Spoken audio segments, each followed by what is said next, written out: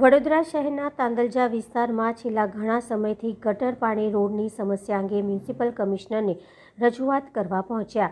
વડોદરા શહેર તાંદલજા વિસ્તારમાં છેલ્લા ઘણા સમયથી ગંદુ પાણી ઉભરાતી ગટરો, રોડ રસ્તા અને રોગચાળાના પ્રશ્નોથી સ્થાનિક લોકો ત્રાહિમામ પોકારી ઉઠ્યા છે. તાંદલજા વિસ્તારમાં આવેલા પત્રકાર 4 રસ્તાથી કોઠિયાપુરા સુધી ગટરની લાઇન નાખવાનું શરૂ કરવામાં આવેલું કામ આ ગટર લાઇનની કામગીરી પૂર્ણ કરી શક્યા નથી. પત્રકાર 4 રસ્તાથી કિસ્મત ચોકડી સુધીનો માર્ગ છેલ્લા 20 વર્ષથી ટીપી 23માં ફાઇનલ થઈ ગયો હોવા છતાં આજ દિવસ સુધી બનાવવામાં આવ્યો નથી. સાથે સ્થાનિક લોકોને અનેક વખત સ્થાનિક નગરસેવકોને રજૂઆત કરવા છતાં પણ તાંદલજાના અનેક વિસ્તારોમાં દૂષિત પાણી અને ગટરની સમસ્યા અંગે રજૂઆત કરવા છતાં પ્રશ્નનો ઉકેલ આવ્યો નથી.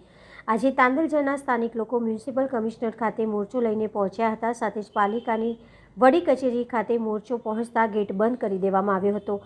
અશફાક મલિકની આગેવાનીમાં સ્થાનિક લોકો મ્યુનિસિપલ કમિશનરના પરિષદમાં બેસી ગયા હતા અને કમિશનરને મળવા ન જવા દેતા સ્થાનિક લોકોએ મ્યુનિસિપલ કમિશનરનો હુરિયો બોલાવ્યો હતો.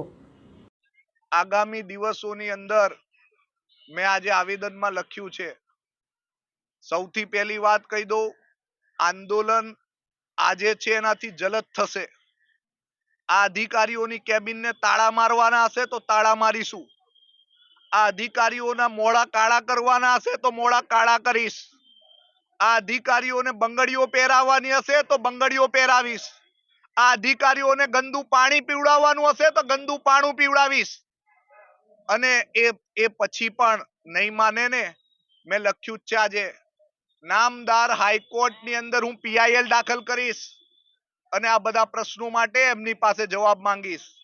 એટલે આજે હું 2 હાથ જોડીને અહીંયા વિનંતી કરવા આવ્યો છું. મારી વિનંતીને સમજજો અને અમારા વિસ્તારના કામો કરજો. નહીં કરો તો પરિણામ વેઠવાની તમારી જવાબદારી છે. એ પરિણામો માટે જે કંઈ પરિણામો આવે એના માટે જવાબદારી અધિકારી જાતે જ હશે.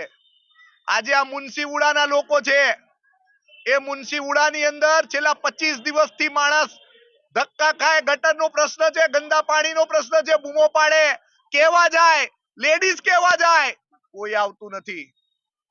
કોઈ પ્રશ્નોનું સમાધાન નથી કરતા. જો આ રીતનું ચાલ્યું ને તો એ હવે અમે બરદાસ્ત નહીં કરીએ.